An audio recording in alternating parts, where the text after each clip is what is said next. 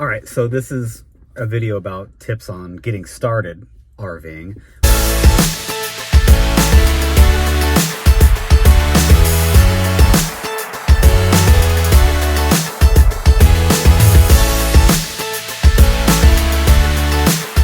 Whether it's full-time or you're just wanting a camper for the weekends and for the summer travel, we thought we'd share our journey to where we are today and how we got started, because Lauren and I had never slept, stepped foot, driven any type of camper or RV, right? This was literally just something we started talking about when we dated. Well, and we weren't even talking about it like, let's go do this. We were talking about it like someday when we're old and after we've retired and our kids are grown, we're going to go travel the country. A few years ago, we started, well, what if we didn't, wait till we retired? What if we just did something when we were young, right? When the kids are young, while we've got our health, and it kind of became more realistic. And we're like, let's just go look at let's look at what we're getting ourselves into, because we've never even slept in one of these things or been in one. Like, we don't even know what we're talking about, really. It's just a complete dream. We started spending date nights going to our local RV dealerships, which happened to be close by at the time. We were really dead set on getting a travel trailer. So there's different types of RVs, and travel trailers or bumper pulls are the kind that you pull behind a truck. The next up is a fifth wheel, and a fifth wheel is very similar, but it goes up and over the bed. You have to have a big truck to pull those. Correct, and they're typically much bigger trailers as well. And then you've got different variations of motorized RVs, but we were really dead set on the travel trailer. We thought that was what was in our budget and could accommodate our family. But also at the time, I had a pickup truck, so we're thinking we kind of, we don't have to go get a new car in addition to the RV. So we started looking at travel trailers, and I think pretty early on we kind of knew some of the things we wanted to see when we walked into a travel trailer. And I don't even remember being dead set on anything. You're really like the researcher, and you're also really like the ideas guy. So you really planted the seed, and then me, I'm going to want all the details. So you go do all the research of like, what truck would we need, or what would we need to pull behind? What are the pros and cons? I remember one day we sat in my office in our house in Katy, Texas, and I had a huge whiteboard, and he literally, I'm sitting at my desk in like a presentation trying to convince me to do this, and just showing me, he literally wrote all the different kinds and then wrote out all the pros and cons of like, well, we need this, whatever. But as far as requirements, like, we've got 3 kids. We now have pets, but when we bought our first RV, it was just the kids, basically. And the kids were really... They were little at the time. I think... So bunk beds weren't necessarily a requirement. 2, 5, and 7 maybe when we first started looking in 2019. And so we weren't necessarily thinking we had to have bunk beds yet, but we need a place for 3 people to lay down, in addition to like the main bed for us. Obviously bathroom, we weren't looking at like vans or anything like so tight that we wouldn't all be able to have a seat while we were driving, or whatever all those different scenarios were. But it was really, I think, a lot less about aesthetics and more just how would we make this work for our family. And then I think we both had different concerns. Like, my really big concern was the bathroom, which ended up being a total non-issue, and it should have been the kitchen space and layout that I was worried about. But again, we had no experience. We didn't know. You kind of have to live it. I totally remember hiring a teenager in our neighborhood to come over, and we would drive 15 minutes down the highway to where all the dealerships were. We'd go to like 3 in a row, walking all the trailers, and then we'd go hit up like a sushi restaurant on the way home. And we did this probably 2 or 3 times. And my recollection from 2019 was, and this was still like a hypothetical, like we didn't know that we were going to do this, and we definitely didn't know at the time that we would become full-time travelers. But we were kind of talking about going for like a summer. What would that look like while the kids are out of school? What if we spent 6 to 8 weeks traveling around? We both work remotely, but we'd go and we'd get in them. And I feel like really early on in our looking, you decided that you felt more comfortable driving a motorhome than you would towing a vehicle. I did. Or a trailer. Well, once we started looking at the trailers and understanding the layouts and how they worked, the trailers that would accommodate a family of 5 kept getting longer and longer. And you'd never driven one. No, and it was really intimidating imagining driving the truck with the family with this Huge behemoth thing. trailer being driven across the country, and I've never done it before.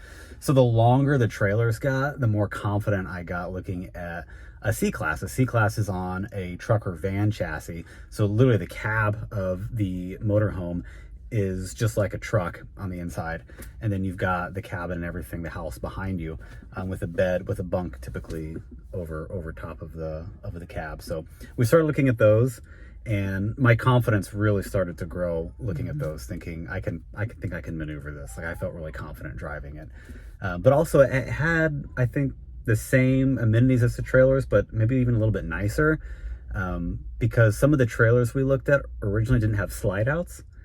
Oh yeah. And so when we started seeing the C-Classes and they had more slide outs on both sides, it really opened up the space as well. We picked the C-Class that we did because ultimately it had an outdoor kitchen too, and I fell in love with this idea of having an outdoor kitchen, and I actually miss having an outdoor kitchen even today. So it really comes down to amenities when you're picking an RV, how big your family is, how you're going to use it, how frequently you plan on traveling. I would have felt a lot more confident with a trailer if we were going to use it as more of a destination camper, where we were just going to, if we had stayed in Houston, we were just going down to Galveston on the weekends, I think I would have been fine. But when we started talking about navigating the East Coast and traveling cross country, that's when I'm like, I want to drive this. Kind of followed your lead, but I remember after that we started getting more serious about what would we do if we bought this, and starting to kind of plan a route for that next summer. And looking back, it was probably overly ambitious. So we didn't even know how we're going to use this thing, but we're just like, we're totally going to be RV. We're going for 8 weeks. Never been in one, but I'm shot. totally going to be an RV person. Yes. Don't know what I'm going to do with it, but I'm totally going to be an RV person. But I think the act of mapping out what we could do got us so excited that it became real. So then once it was real, it was a financial conveison. Yep. What do we need for a down payment? What will this look like?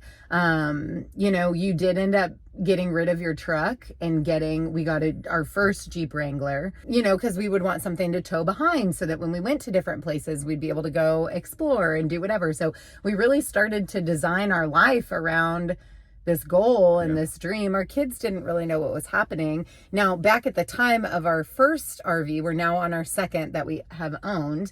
We ended up buying it from Ron Hoover in Katy, Texas, 2 weeks before the world shut down in 2020, March of 2020 for the pandemic. Yeah. And for a moment, we really hesitated of like, I think with all of America, there was just that fear those first couple weeks of like, what's happening? Are we going to buy this and then not be able to use it? Yeah. And are we even going to go? I think was the question. Is that safe? Is it smart? Yeah. Ultimately, we decided to go because our thought process was, well, if we get sick, we're in a house on wheels. If it doesn't work out, we're in a house on wheels and we can always go back. Well, home. Yeah, that's literally the conversation we had. Let's just hit the road. We don't know what we're going to encounter. And if it gets bad, we can just turn around and go home and say we tried. Yeah. And we have about 1 million stories from that first summer traveling during the pandemic and experiencing all different parts of the country and really seeing politically how different social groups were reacting. Yeah. So if you want a video on that, we can totally make a separate one. Okay, good video footage of different places. I think from that trip as well. Definitely photos. We got, I've got some videos from the National Mall though too. Oh, you do? With well, we won't. We're going to keep that in our back pocket. Yeah. It was spooky is all I'll tell you. We kept our RV. We ended up relocating from Texas to Kansas, and that next fall had an opportunity to sell it. Well, I guess we went that next summer too. We went 2 times in that RV, but then that fall when we got back, it was kind of, what are we going to do? Are we going to use this? We had an opportunity to sell it. And because of the huge spike in the industry, because of COVID, we actually made money selling our RV that we had traveled like 16 weeks in all over the country. And we had been to, I think, 29 or 30 states in those 2 summers. So we had done a lot. A lot of miles, a lot of experiences. And then you're looking at the values and it's like we hadn't really lost anything and we didn't know what the future held for us at the time. And so it just made sense financially because there were so many unknowns in our life at the time. So flash forward 9 months and of not owning an RV, and I quote, we were on our way home from a trip in a car, just Justin and I, and we took a road trip I to need Colorado. an escape pod was your exact words. I need an escape pod. So within a month. Backstory, okay. We had just gone on this like meditation retreat for 3 days in the mountains in Colorado. Coming down out of the mountains, and yeah, my epiphany is the closer we're getting to Kansas, I can just feel his anxiety like trickling back into his body. You know what? I felt like if we had an escape pod when things were bad or we just needed to get away, our family could go hit the road. Much like everything that our family does, it usually starts with Justin bringing me an idea that he's been thinking about for a while, and like he's done his homework, and we've been married a long time. So 9 years, know 11 years, 13 years, 14 years. Okay. We've been married a long time, and he knows what I like, and I would say what's important to me in general, but also in an RV. So you like handpicked this one and brought it to me, and you were basically like, I want to buy this. Well, I was looking at RVs again online, what was on the market, different types of floor plans, specifically with Class A, because the kids were older, bigger, and wanted something bigger. I found one, and it had what they called a farmhouse interior, so it's all white, and it had bunk beds, and it had a bathroom and a half. That means that there's a whole half toilet sink that our kids use that we don't have to go in there. So it had, quite frankly, a lot of really awesome things. I'm sitting here thinking, we've got bunk beds for the kids, we've got a drop down bunk for our oldest, we've got a bathroom just for the kids. It had a washer and dryer, which we did not have. Yeah, the C-Class did not have.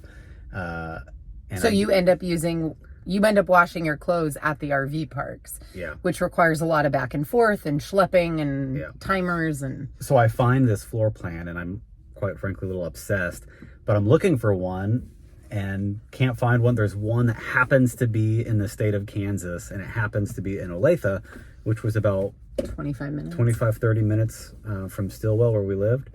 And I'm like, Lauren, we got to go take a look at this. You just got to go see it. And so we did. But I had already made my mind. I'm pretty sure I'm like, this is the RV.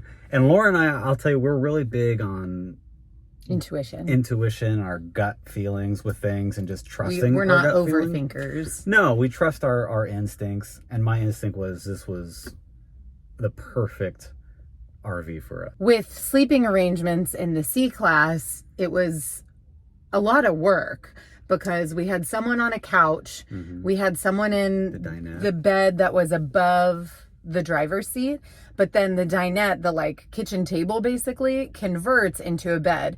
Now, that's also true in the RV that we own now, but because we have the bunk beds, we don't have to use it. And at the time that we were traveling, our youngest, who slept on the dinette bed, also napped.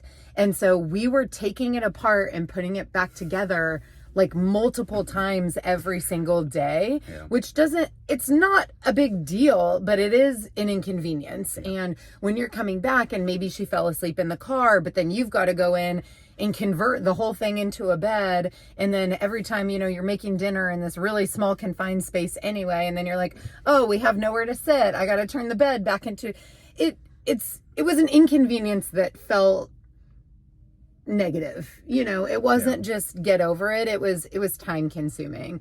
And so to upgrade to bunk beds later on was awesome, because not only do we not have to do that work, but now they also have sort of a more hidden space for all of their stuff and their own privacy, which I think as they get older, again, for someone who now lives it full time, I think is really important. For a weekend, who cares? But every day, that's a big deal. It really comes down to personal preference. There's going to be some people out there that own a Super Duty truck, and so a fifth wheel is a really great option for you. The floor plans on fifth wheels are phenomenal. Like every time I'm in one, they're I'm like just crazy. Like, this is insane. Like there's 3 couches in some of these things. Yeah. Oh, it feels like you're in an a house. Island kitchen. You know. Yeah. But what I will say, we always kind of joke, like the fifth wheel people, they're definitely getting to the campground before us. They're hauling it on the highway.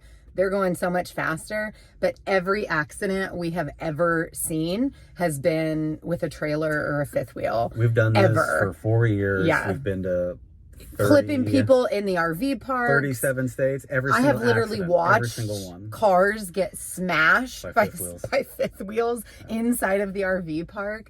they're the ones that are always pulled over on the highway with blown out tires. So, Yep. you know, there again, it goes back to our pros and cons list. And for us, it's like we'd rather it take a little longer or a lot longer sometimes for us to get there. We don't move as fast. We don't have a diesel. So it does take longer. But for us, that's sort of how we made that decision. And again, if we weren't traveling coast to coast all the time, I think a fifth wheel would actually be awesome to have. If we were like, man, let's just get one and park it somewhere and take it every now and again, it would be a legitimate option. But yeah, Lauren's right. Every single accident we've seen, and unfortunately we've seen a lot, most of them were tire related. They were all travel trailers or fifth wheels, predominantly fifth wheels. At the end of the day, it definitely comes down to personal preference. I think, you know, they're making all these different types of RVs for a reason. Everybody likes different aesthetics. Everybody has different needs depending on what things are important to you. You know, even in the RV we have today, Justin's always looking at new ones. This is just what he does. He looks at cars, houses, and RVs online. He can't help himself. And you still have yet to bring me something that I like better than what we have now. With that being said, I would say our one and only issue is storage. Kind of for clothing, but especially in the kitchen.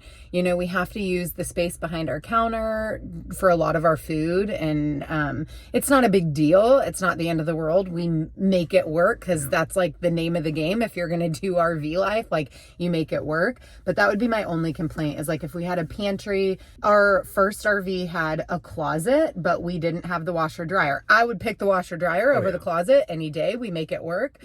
But if we could have that extra space, it is something I worry about as our kids get older and their clothes get bigger.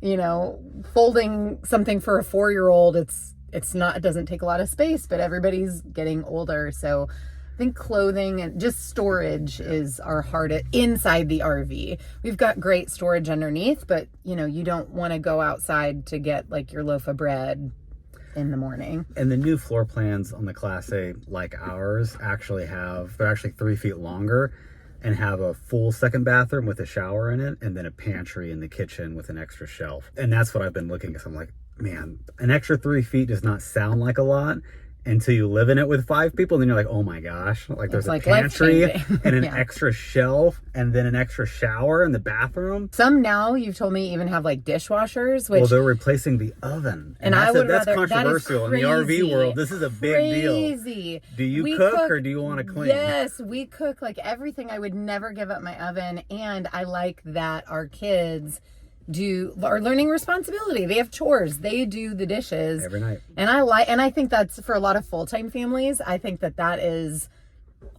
a rite of passage, is just like doing those dishes. So that's not a feature I would choose either. So yeah, if you're interested in RVing, you know, go down to the dealership with your significant other, walk through as many of these things as you can, because I almost guarantee you what you think you'll want or what you think you'll need will probably change once you actually step foot in one and walk through it and talk about what living in it or using and camping in it would look like. If you have any other questions about RV life, how to pick yours, how to get started, anything else you want to know behind the scenes, let us know down in the comments. Otherwise, we will see you in another video.